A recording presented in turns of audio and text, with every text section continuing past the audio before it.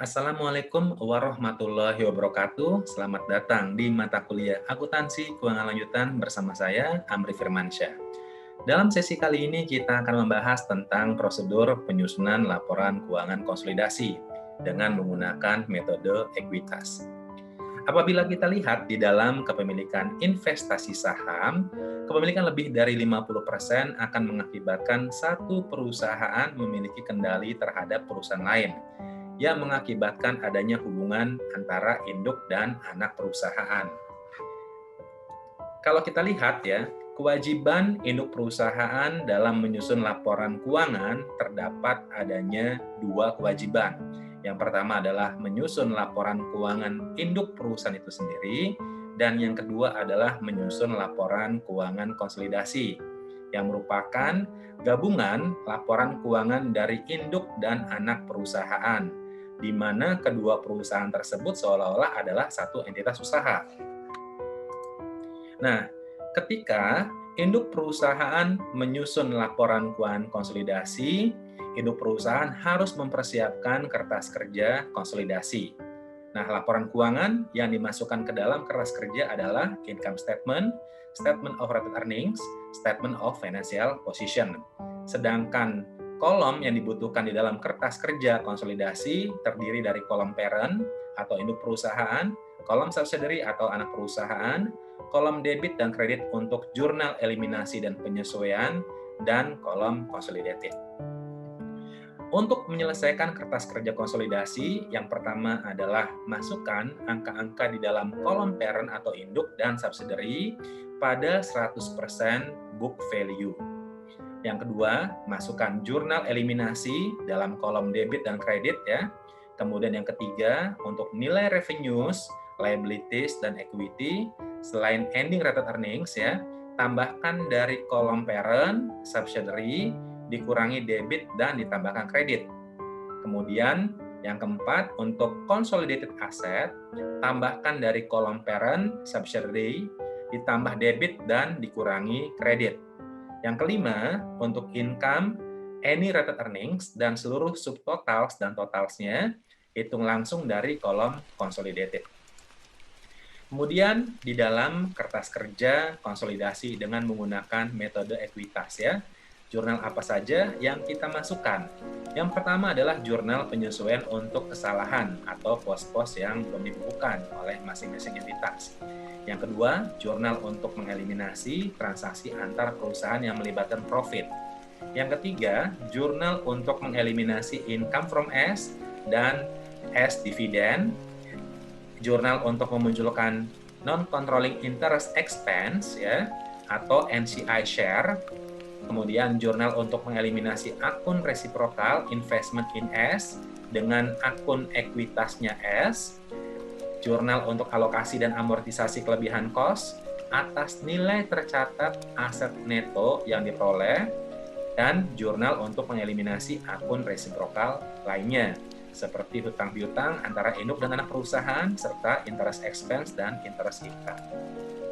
Di sini saya akan memberikan contoh kasus menyusun laporan keuangan konsolidasi. PT Palmerah mengeluarkan biaya investasi sebesar 360 miliar untuk kepemilikan 90% PT Slipi pada tanggal 31 Desember 2016. Pada saat itu, ekuitasnya PT Slipi terdiri dari capital stock sebesar 200 miliar, dan related earnings sebesar 50 miliar. Inventory terjual di tahun 2017, land dan buildings masing-masing memiliki dinilai terlalu rendah sebesar 10 miliar, 30 miliar, dan 80 miliar. Buildings memiliki masa manfaat selama 20 tahun. Sedangkan equipment yang memiliki masa manfaat 10 tahun dinilai terlalu tinggi sebesar 20 miliar. Net income dan dividen PT Slipi untuk tahun 2017 masing-masing sebesar 60 miliar dan 20 miliar.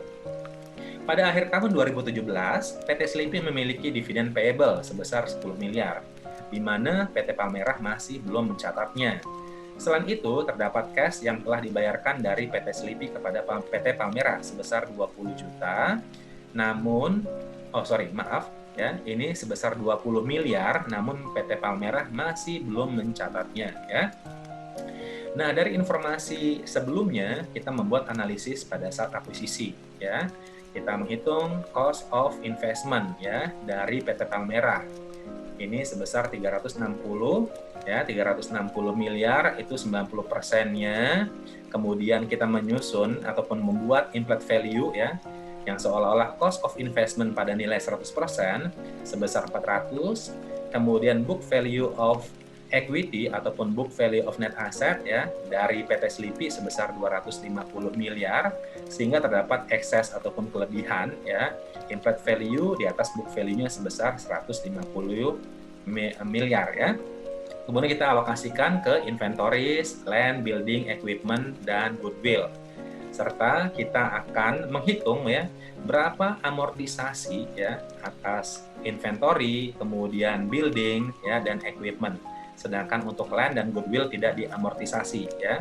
Nah, ini di tahun 2017, ya, kita mendapatkan nilai amortisasinya sebesar 12 miliar. Nah, ini kita akan gunakan sebagai dasar untuk membuat adjustment, ya, income allocation yang diberikan kepada PT Palmerah selaku controlling interest dan non-controlling interest. Nah, kita lihat di sini, ya, itu pengaruh dari amortisasi ekses yang di slide sebelumnya sebesar 12, ya, kita lakukan nanti di sini sebagai pengurang net income sehingga kita mendapatkan adjusted income, ya, yang dialokasikan kepada PT Palmerah dan kepada NCI. Nah, di sini kita akan melihat, ya, terdapat beberapa jurnal, ya, yang kita butuhkan untuk kita masukkan ke dalam kertas kerja konsolidasi di tahun 2017. Yang pertama, penyesuaian kesalahan dan transaksi yang belum tercatat, ya. Tadi informasinya ada di slide sebelumnya, ya. Kita catat nanti di sini dividend receivable pada investment in PT Slipi sebesar 9, cash dan notes receivable, ya, itu sebesar 20. Kemudian kita eliminasi income dan dividen dari subsidiary, ya, dan mengakibatkan akun investment in PT Salemba, ya, menjadi saldo awal tahun berjalan. Di sini kita membuat jurnalnya, income from PT Salemba sebesar 22,4, dividen 12, investment in PT Salemba sebesar 10,4 di kredit, ya.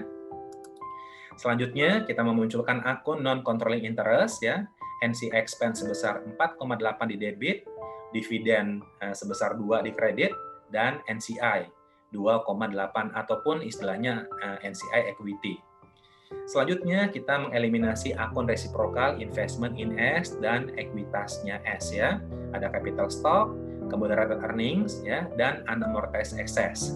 Nah, akun unamortized excess ini merupakan akun temporer yang mengakomodasi, ya, itu berbagai akun-akun yang memiliki fair value yang berbeda dibandingkan dengan book value-nya, yaitu akun-akunnya PT Slipi, ya. Kemudian investment in PT Slipi dan non-controlling interest. Nah, untuk untuk akun unamortized excess ini merupakan akun temporer, ya, yang nantinya ini sebenarnya tidak akan muncul di dalam laporan keuangan konsolidasi. Nah, terus boleh nggak kalau misalkan ternyata kita memunculkan tadi, ya, akun-akun yang memiliki fair value berbeda dengan book value-nya, ya, ini untuk di laporan keuangan si PT Slipi, ya. Sebenarnya boleh saja. Nah, ini tujuannya adalah untuk meminimalisir, ya, pencatatan akun-akun itu terlalu banyak, ya, pada saat kita membuat jurnal eliminasi resiprokal, ya, akun resiprokal, investment in S dan ekuitasnya S. Nah, kita lihat di sini, ya, bahwa kita sebenarnya mengeliminasi, ya, akun unamortized excess yang merupakan akun temporer. Di sini kita munculkan inventory, land, building, ya, kemudian ada goodwill, ya, dan equipment. Nah, selanjutnya kita amortisasi, ya, tadi untuk akun-akun yang ternyata memiliki, ya, nilai berbeda, fair value-nya berbeda dengan book value-nya, yaitu inventory. Kita membuat jurnalnya COGS ataupun cost of sales pada inventory sebesar 10, kemudian depreciation expense pada building sebesar 4, equipment, ya, itu pada depreciation expense sebesar 2. Dan yang terakhir, ya, kita mengeliminasi akun resiprokal, ya. yaitu dividen payable dan dividen receivable sebesar 9. Nah, ini kita lihat ya kertas kerja tahun 2017 untuk PT Palmerah dan anak perusahaannya, itu PT Sleepy ya. Di sini ada income statement, kemudian statement of retained earnings ya. Nah, kita masukin ya untuk akun-akun ya di dalam laporan keuangannya PT Palmerah dan PT Sleepy ya, serta jurnal eliminasi ya ataupun jurnal penyesuaian ya yang sudah kita buat di slide sebelumnya. Dan yang terakhir di sini adalah statement of financial position. Oke. Nah, demikian paparan dari saya. Terima kasih atas perhatian teman-teman semuanya. Assalamualaikum warahmatullahi wabarakatuh. Kita ketemu lagi untuk di sesi selanjutnya. Terima kasih.